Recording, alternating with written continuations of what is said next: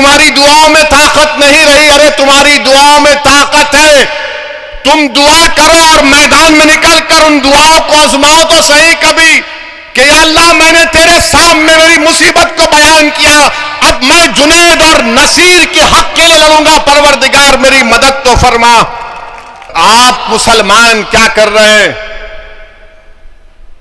मस्जिद में तो खंदे से खंदा मिलाकर नमाजें तो अदा कर लेते हो, मगर जब मस्जिद से बाहर निकलते हो तो तुम इंतशार की कैफियत में मुब्तला हो जाते हो। जो हय्या अलस सलाह हय्या अलल फलाह की सदाएं सुनकर अपने सरों को अल्लाह की बारगाह में झुकाते हो, पेशानियों को झुकाते हो, दुरूद और सलाम के नजराने रहमतुल्लिल आलमीन सल्लल्लाहु अलैहि वसल्लम पर भेजते हो, और जब बाहर निकलते हो तो फिर तुम इंतशार का शिकार क्यों होते हो? बताओ मुझे, बताओ मुझे, तुम क्यों इंतशार का शिकार हो जाते? क्या तुम्हारी दुआओं में ताकत नहीं रही? अरे तुम्हारी दुआओं में ताकत है। तुम दुआ करो और मैदान में निकलकर उन दुआओं को आजमाओ तो सही कभी कि या अल्लाह मैंने तेरे सामने मेरी मुसीबत को बयान किया, अब मैं जुनैद और नसीर के हक के लिए लड़ूंगा, परवरदिगार मेरी मदद तो फरमा। तुम निकलोगे नहीं तो मदद कैसे आएगी? अगर तुम समझोगे कि सिर्फ दुआओं से काम हो जाएगा, नहीं, अगर दुआओं से काम होता तो रहमतुल्लिल आलमीन सल्लल्लाहु अलैहि वसल्लम ओहद के मैदान में अपने दंदाने मुबारक को शहीद नहीं कराते।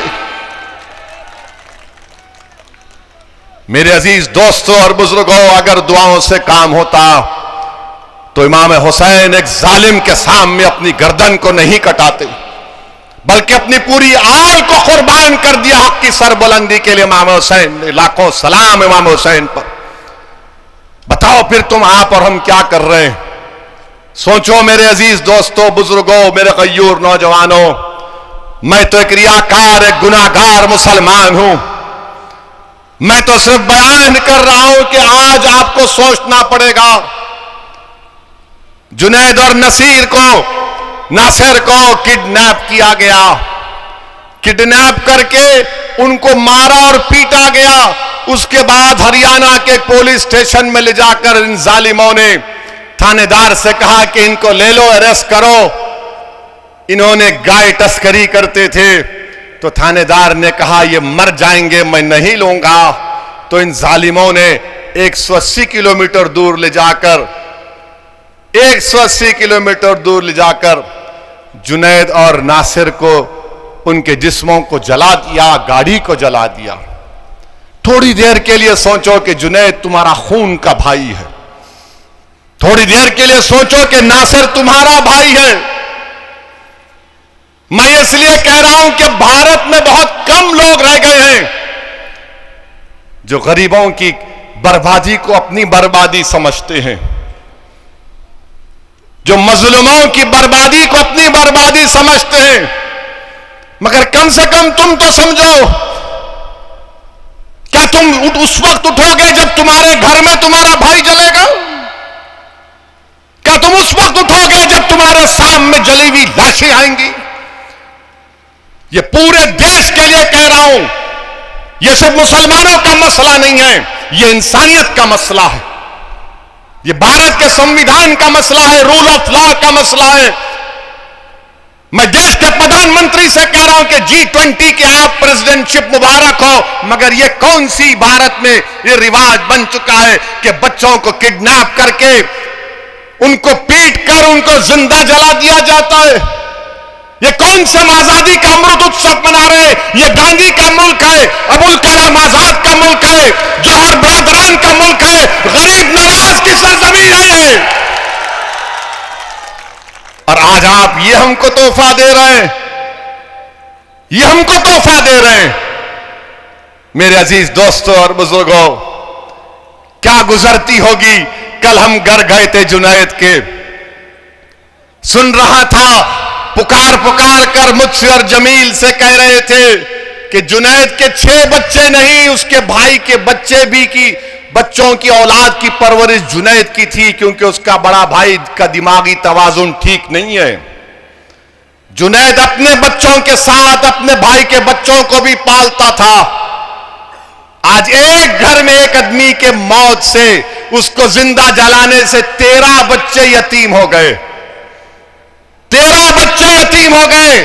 अरे अगर ये गांधी का मुल्क है, गौतम बुद्ध का मुल्क है, महावीर का मुल्क है, सुल्तान हिंद गरीब नवाज का मुल्क है, तो फिर कहां गई इंसानियत? ये कौन है ये शयातीन जो इंसानियत को खत्म करना चाहती है?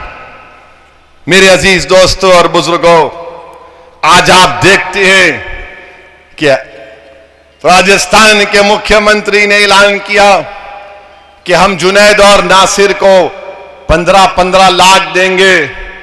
मुख्यमंत्री अशोक गहलोत साहब, जब आपके प्रदेश में भिलवाड़ा और उदयपुर में इस तरह का एक वाकया जो हम सब ने कंडेम किया था, तो आपकी सरकार ने 50 लाख और एक गवर्नमेंट की नौकरी दी थी। यहां पर भरतपुर में अगर होता है तो क्यों नहीं दे रहे हैं आप? आप तफरका कर रहे हैं, आप डिस्क्रिमिनेशन कर रहे हैं। कांग्रेस की सरकार तासुबियत का मुजाहरा कर रही है। मरने वाला तो मर गया, मगर मजहब के नाम पर 50 और 15 लाख कैसे होते हैं? बताओ मुझे। बोलो जो कांग्रेस की तारीफ करते हैं, सदियों से कर रहे, खानदान के कर रहे हैं, बताओ ये कौन सा इंसाफ है? क्या जुनैद और नासिर की जिंदगी, उनकी जिंदगी कम थी क्या? बल्कि मेरा तो मानना यह है कि इंसान की जान की कोई कीमत नहीं हो सकती। इंसान के जान की कोई कीमत नहीं हो सकती।